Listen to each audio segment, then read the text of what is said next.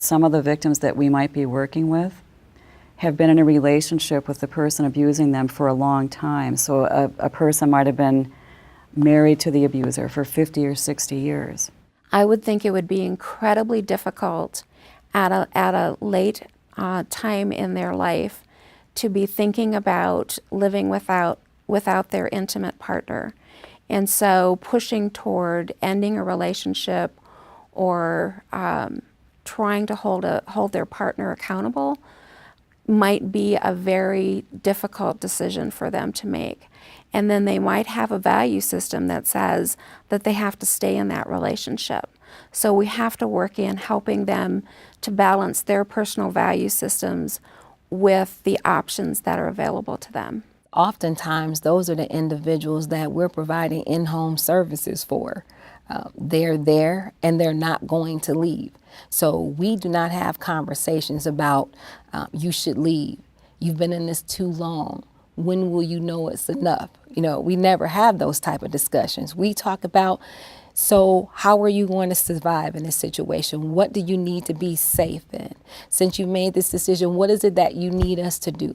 How can we help you down this path? Because we know that's a long-term relationship. Some of our older women and older men have been married since they were 16 years old, 15 years old. All they know is each other. All they know is their family systems. And so I'm going to do what? This is essentially my best friend. And I know that may sound crazy for some people, but I've heard victims tell me, I can't leave my best friend. They're sick and they have problems, but I love them and we've been together through thick and thin. And this is just another obstacle. It's a recurring obstacle, but it's one I'm willing to deal with. So we have to be willing to hear that, not judge it, and create a safety plan so they can be safe in the decision that they're making. Also, what we see is sexual violence within an intimate partner relationship. And this could be continued violence that has lasted the length of the marriage, or it could be something that begins later in life. And a lot of times we see there's a sense of entitlement of partners to engage in sexual activity with their spouse.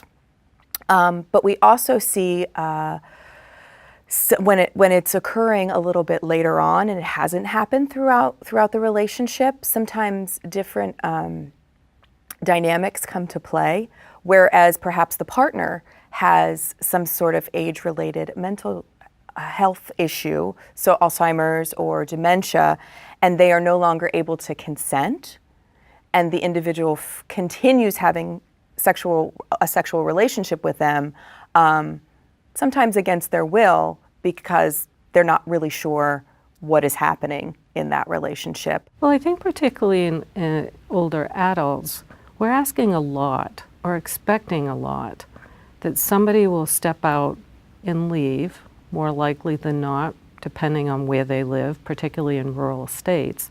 The option to leave is not great.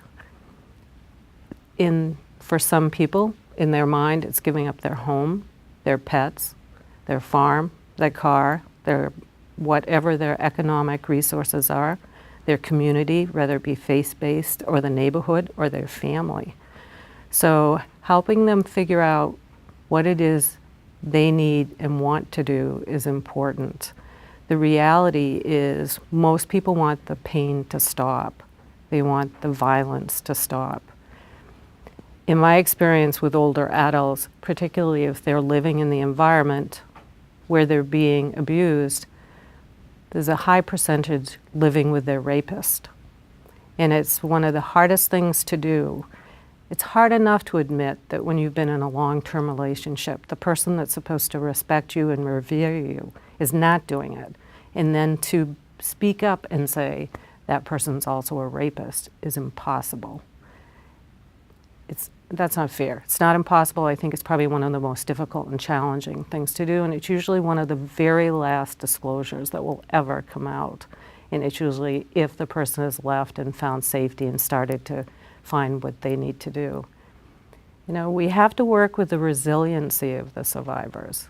And I think sometimes in our advocate work, we only see what's not working and what they may or may not have done. And I think it's a stronger model if we recognize resiliency and strength. Every adult I know, older adult, has a rich history. Many have a painful past and a present, and trying to figure that out with them is the best we can do.